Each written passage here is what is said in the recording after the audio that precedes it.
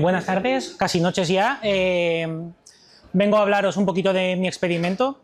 Al contrario un poquito de lo que ha dicho el compañero de antes, mi experimento va sobre animales, así que lo siento mucho. Es lo que hay.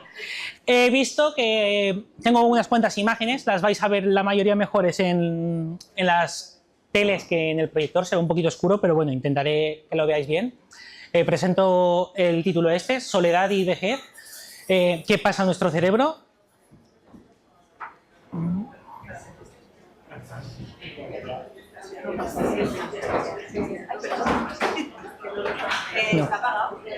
No.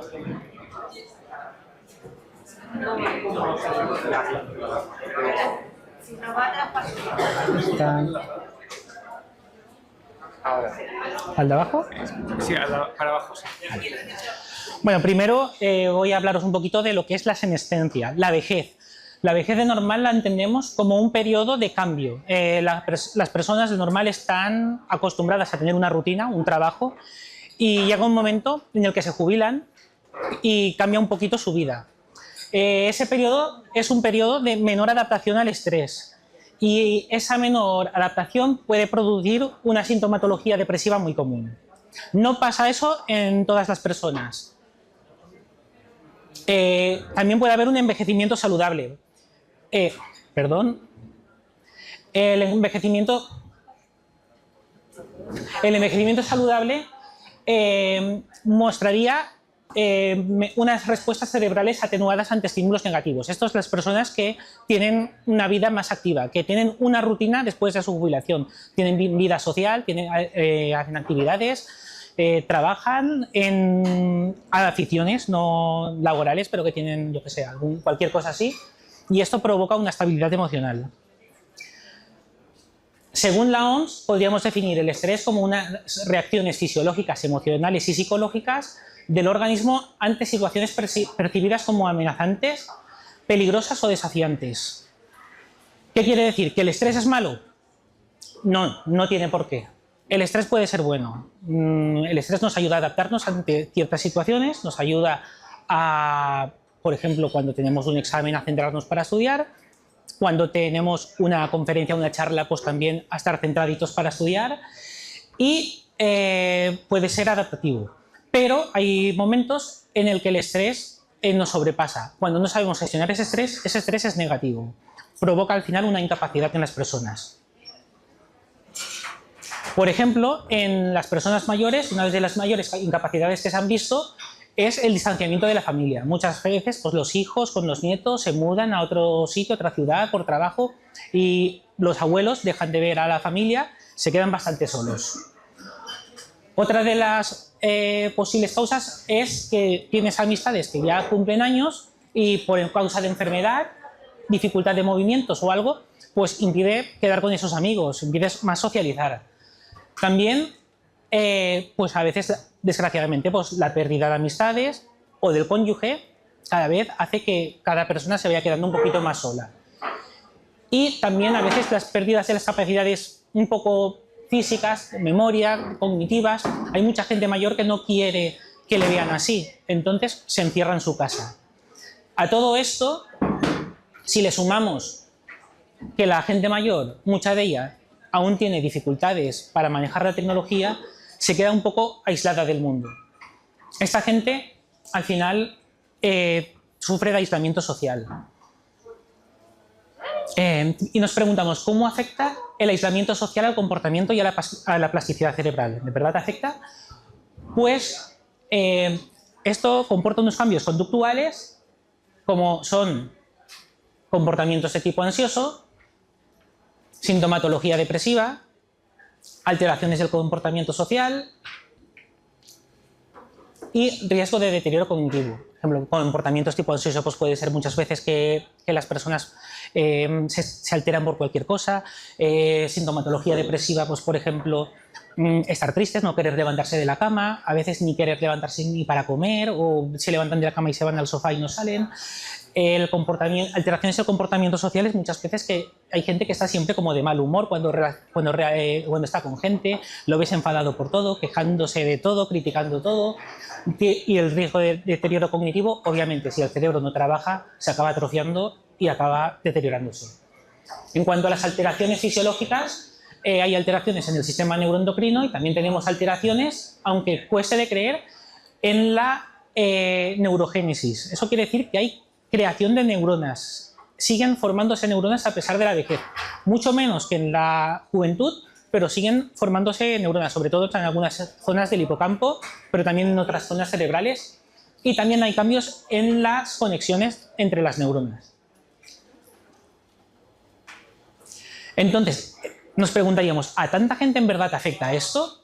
¿Y cómo se tratan estos síntomas, si es que se tratan?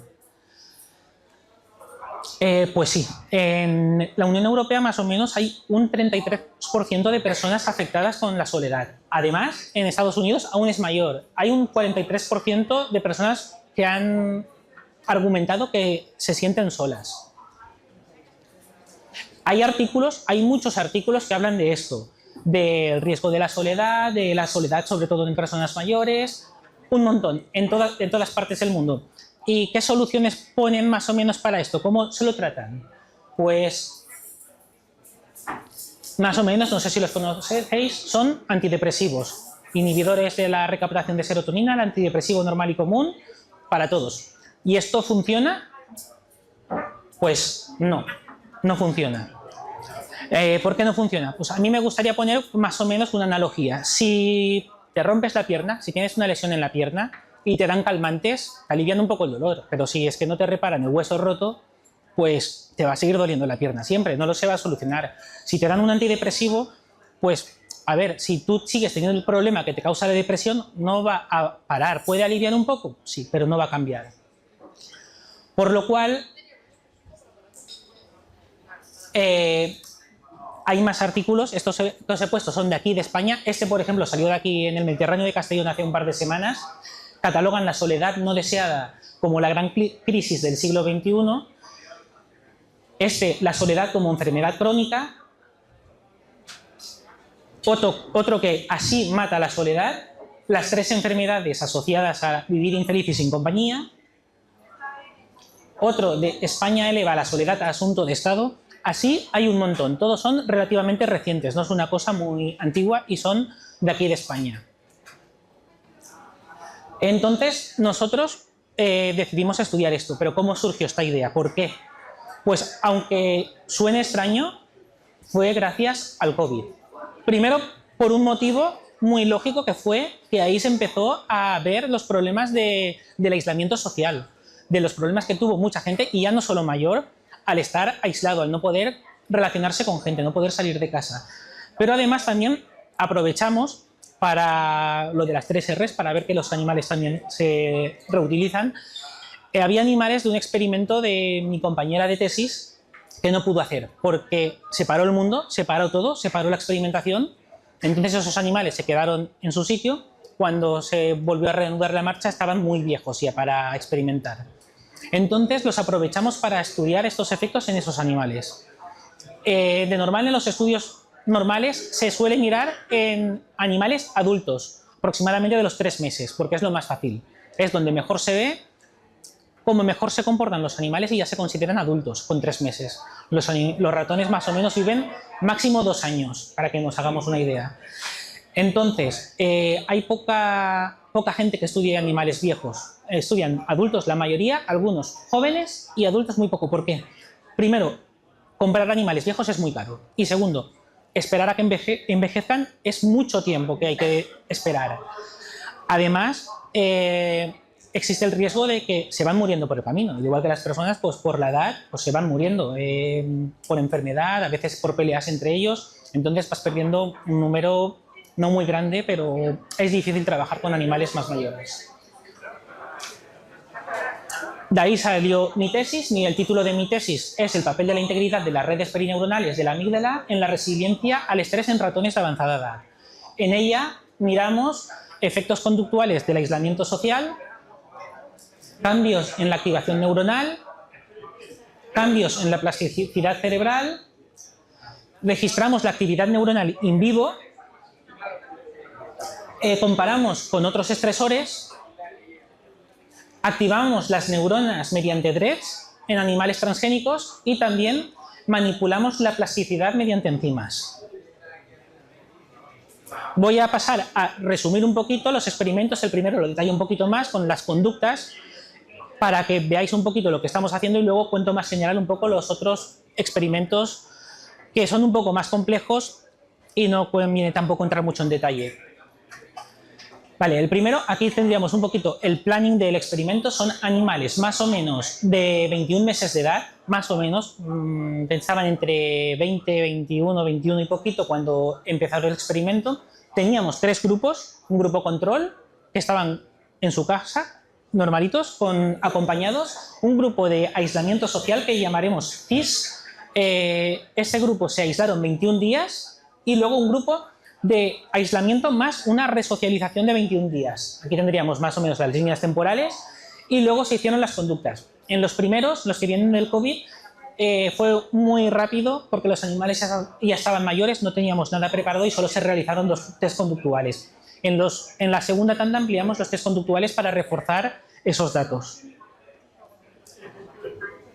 Aquí tenemos, por ejemplo, uno de los tests. Os voy a explicar un poquito los tests que utilizamos. Esto es un test de campo abierto.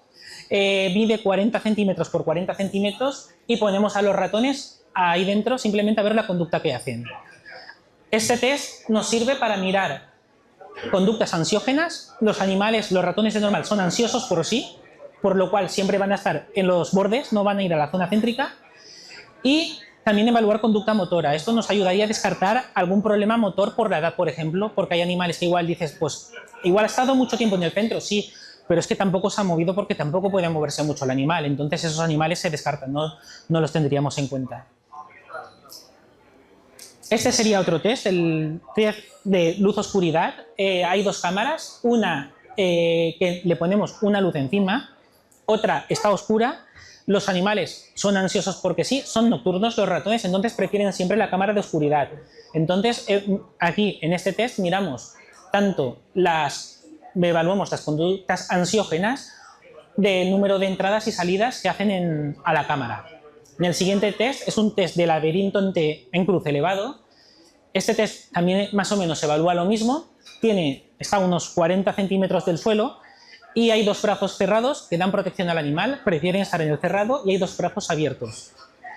Este test nos vale para evaluar conductas ansiógenas también, tiempo en brazos abiertos contra cerrados, el número de salidas y también mirar la impulsividad, porque la impulsividad es que a veces los animales saltan. Esto pasa más en animales jóvenes, en los viejos no pasa. Los viejos como mucho se caen, tienen poco equilibrio y se caían. Luego miramos el test de las canicas. Este test nos servía también para mirar conducta ansiógena y compulsiva. Los animales tienden a enterrar las canicas y compulsividad la miraríamos por el número de tiempo que se pasan cavando. De normal en sus cajas de donde están viviendo tienen esa virutitia, pero tienen una capa fina, de menos de 1 centímetro, medio centímetro. Aquí tenían más de 5 centímetros, por lo cual igual por compulsividad algunos animales se ponían a cavar como por juego. Luego tenemos el splash test. Este test es coger agua, ponerle azúcar y fritar el animal. Lo dejas así un poco pegajoso y lo ponemos en un recipiente transparente que no puede salirse para poderlo grabar y miramos las conductas que hace el animal. De normal los animales son muy aseados. Esta conducta que está haciendo el animal se llama grooming, que es acicalarse, ¿vale? Pues miramos el número de veces que hace grooming y también el número de episodios que lo hace, porque si no hace grooming, si pasar olímpicamente son conductas depresivas, y si se acicala un poco, vuelve a andar, se vuelve a acicalar, vuelve a andar, eso al final son conductas más ansiógenas. Haga muchos episodios de grooming alternando con pausas, ¿vale? Y por último tenemos el test de natación forzada. No es el último, es el penúltimo, perdón. Lo metemos al animal a nadar. Nunca han estado en agua, nunca han tenido contacto con agua, pero estos animales, aunque sean viejos, nadan, no se ahogan, saben nadar de forma innata. Y también miramos el número de conductas pasivas con tiempo de inmovilidad, número de episodios de inmovilidad, las veces que se queda inmóvil, o el primer segundo, cuántos segundos pasa hasta que se queda inmóvil, que es la latencia, la inmovilidad. Y esto nos sirve y también evaluamos las conductas de escape tipo climbing, la escalada, cuando se pone intentando escalar para huir. Este sí que ya es el último test, es el test de suspensión de cola. Este test es más o menos similar al anterior. Miramos la conducta de escape del animal. De normal, el animal, si se queda así colgado como un chorizo, más por así decirlo, son conductas pasivas. Eso es indicativo más de depresión si el animal intenta huir, escapar, que sería lo más normal. Son conductas de huida. Esas conductas serían las más normales en un animal. Y para analizar todo esto, ¿cómo lo hacemos? Pues antiguamente era con un papel, un lápiz, un cronómetro y un monitor o un ordenador, y mirar el vídeo muchas veces para analizar cada conducta a mano, haciendo rayitas cada vez que hacía una conducta, y con un cronómetro, iniciando el cronómetro y parándolo cada vez que iniciaba y paraba la conducta. Hoy en día estamos trabajando con la inteligencia artificial, con muchos programas de inteligencia artificial que han puesto en marcha en nuestro laboratorio estos compañeros de aquí. Mónica, Mohamed y Aroa estuvieron trabajando en ello y han puesto en marcha estos programas que nos facilitan un montón la vida. Estos programas funcionan con entrenamiento. Cargamos los vídeos, le decimos al programa, esto es esta conducta. Primero lo tenemos que hacer como a mano. Le decimos, esto es esta conducta. Cada conducta que realiza el animal le estamos explicando al programa, esto es esta conducta, en varias conductas, en varios vídeos, para que el programa aprenda. La IA hay que entrenarla. Una vez está entrenado, tú subes los vídeos y él te los analiza y te saca Excels inmensos con todos los datos que necesitas. Luego se trata de trabajar con esos datos. Vamos a ver un poco estos test, cómo se ven con este análisis. El de arriba es el Open Field que hemos visto el primero, lo único que es una pequeña variante que es con un señuelo de ratón para mirar, por ejemplo, la sociabilidad. Ahí vemos en el de la derecha, vemos que el animal tiene conductas tipo de huida como saltos. Ahora veremos que el animal salta para intentar huir.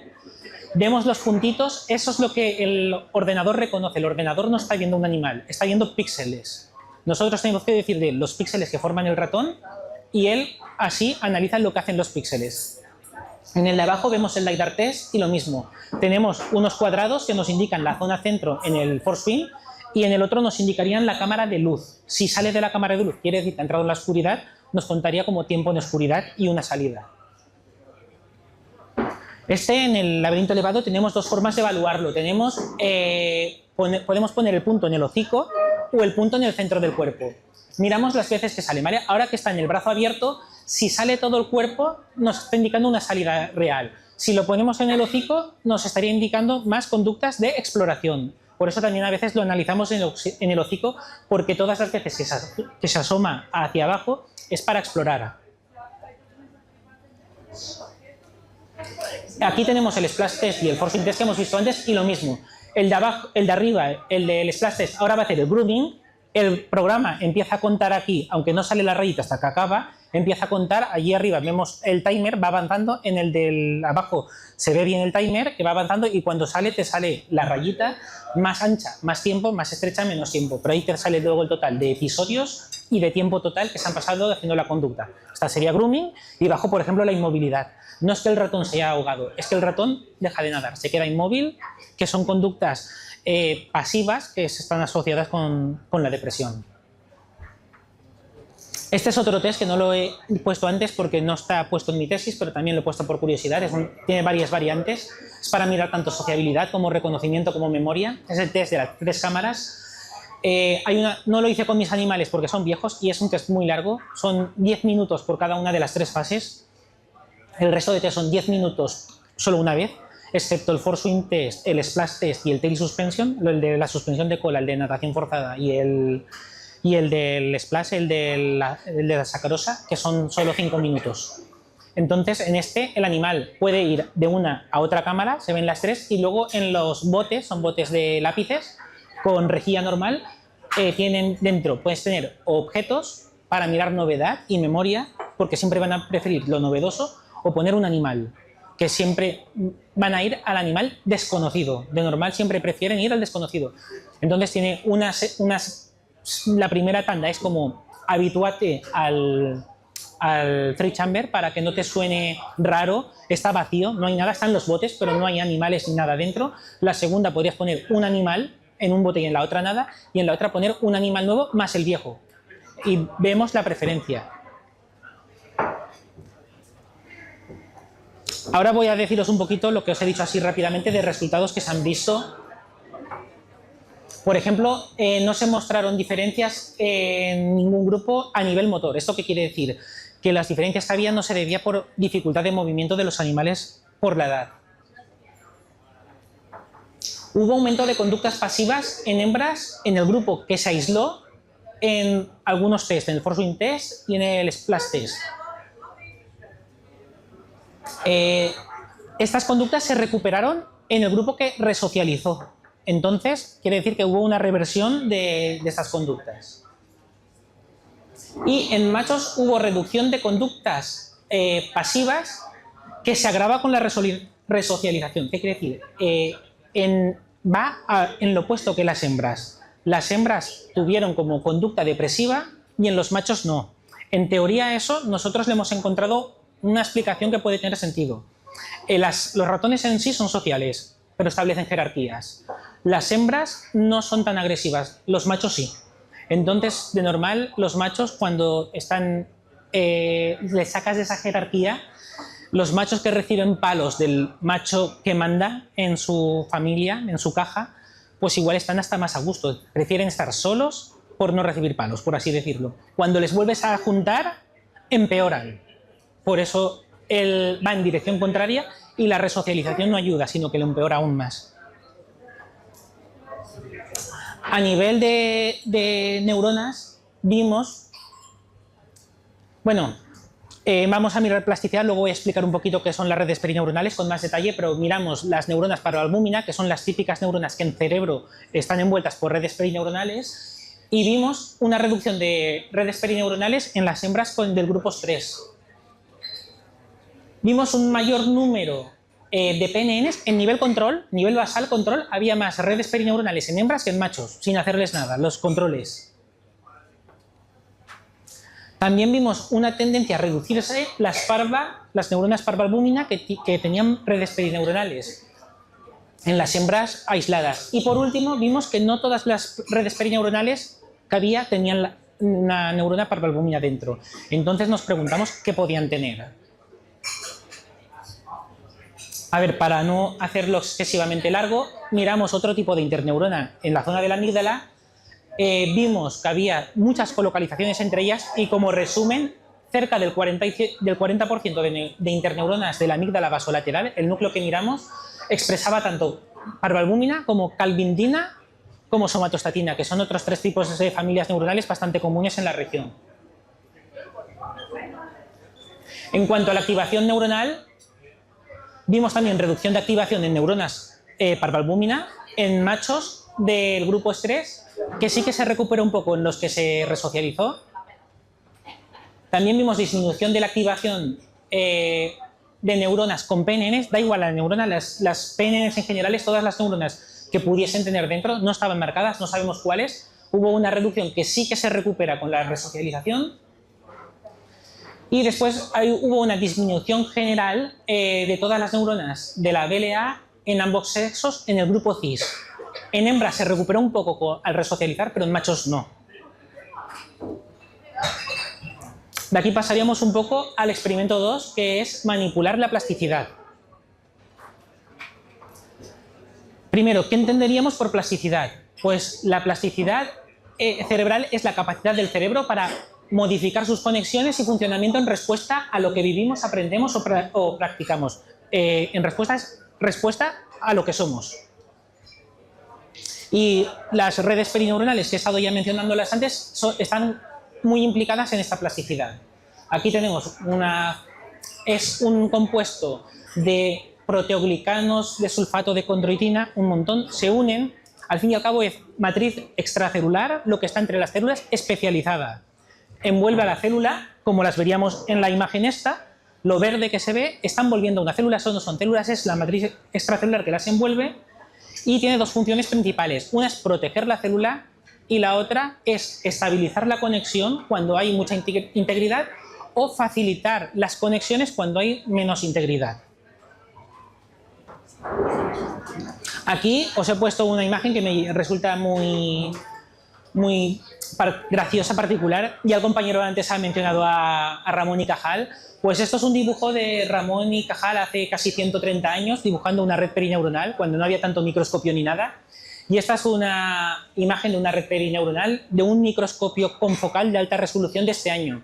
Y podéis ver que no hay mucha diferencia en lo que dibujó en esa época a lo que es en realidad. ¿Y cómo manipulamos esto? Pues introducimos unas enzimas intracerebrales vía cirugías stereotáxicas al núcleo que nos interesa. Las enzimas, una es la condroitinasa, degrada las redes perineuronales, la otra es una enzima control. También es una enzima, pero es control que no tiene ningún efecto. El objetivo de eso era ver cambios de la activación neuronal y también diferencias en las conductas. ¿Cómo sabemos que la inyección ha ido donde queremos y no ha ido a otra punta? Porque es difícil en el cerebro de un ratón haceros salida, que es del tamaño más o menos de un garbanzo, atinar a un núcleo que es súper pequeñito. Cuando se hace la tinción, miramos tanto marcadores gliales como el marcador de matriz extracelular. En la parte de abajo, aquí no se ve muy bien, en los monitores se ve un poquito mejor, se ve un agujero negro, ahí es donde ha caído la inyección de la condroitinasa, en la parte de abajo. Y en la parte de arriba vemos el control, no ha tenido ningún efecto. Y también tenemos los dos marcadores, en verde sería microglía y en azul astroglía. Estos marcadores gliales también nos indican dónde ha ido la aguja, no dónde ha hecho efecto la inyección, sino nos están marcando el trayecto de la aguja. Entonces nos indicaría que la aguja ha caído prácticamente en el núcleo que queremos en estas fotos. En cuanto a los resultados de la activación celular, vimos que la degradación de la matriz extracelular redujo el número de neuronas que expresan parva. Esto no quiere decir que se mueran esas neuronas, sino que podrían no expresar parva en ese momento, podrían reducir la expresión de parva y expresar otra proteína. Y además también redujo la activación en general. Miramos la activación general de todo el núcleo y hubo una reducción en los animales que se degradaron las redes perineuronales. En el experimento 3 manipulamos la activación neuronal. Esto lo hicimos mediante inserción de DREGs. Los DREGs son unos receptores que funcionan exclusivamente a una droga de diseño. La droga de diseño es el CNO.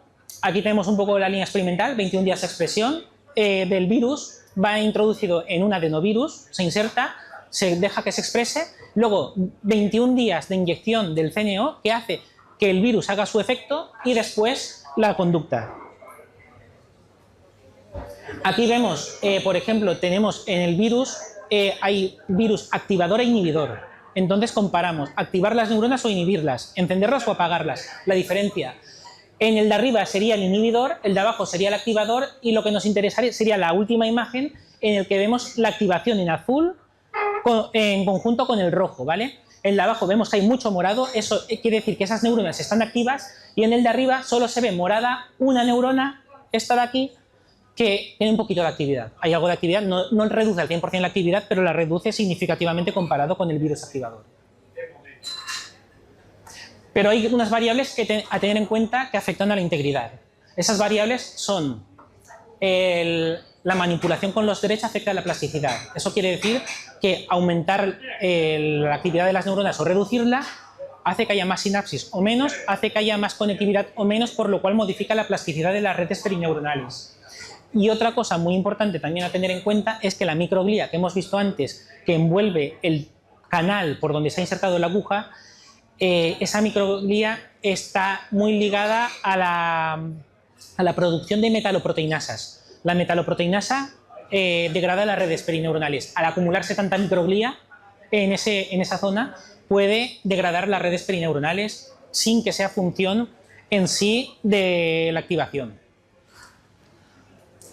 Y teniendo en cuenta todo esto, nos preguntamos qué cambia de una neurona al cambiar su integridad y cómo lo medimos. Ese es el último experimento que está en proceso aún. os voy a explicar brevemente lo que es insertar un mini microscopio en el cerebro de un ratón. Es un microscopio de apenas 2 centímetros y algo, 3 centímetros no llega. Se inserta una lente dentro del cerebro, va anclada al microscopio y se analiza en vivo mientras el animal está realizando la conducta de los disparos de las neuronas. Aquí vemos una imagen de un animal, se está midiendo al animal negro. La limitación un poquito que tiene esto es que no es sin cable, no es wifi aún.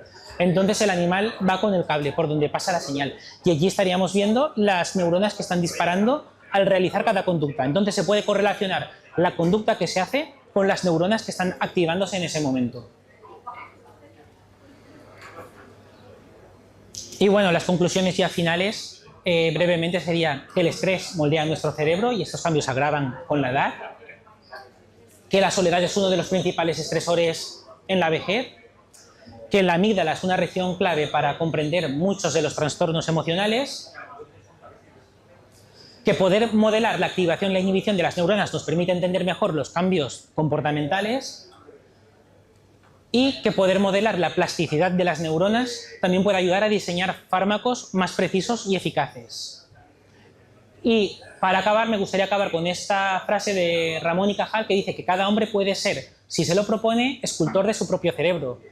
Y me gustaría añadir también que, y quizá también del cerebro de quienes nos rodean. Esto es todo. Gracias por vuestra atención.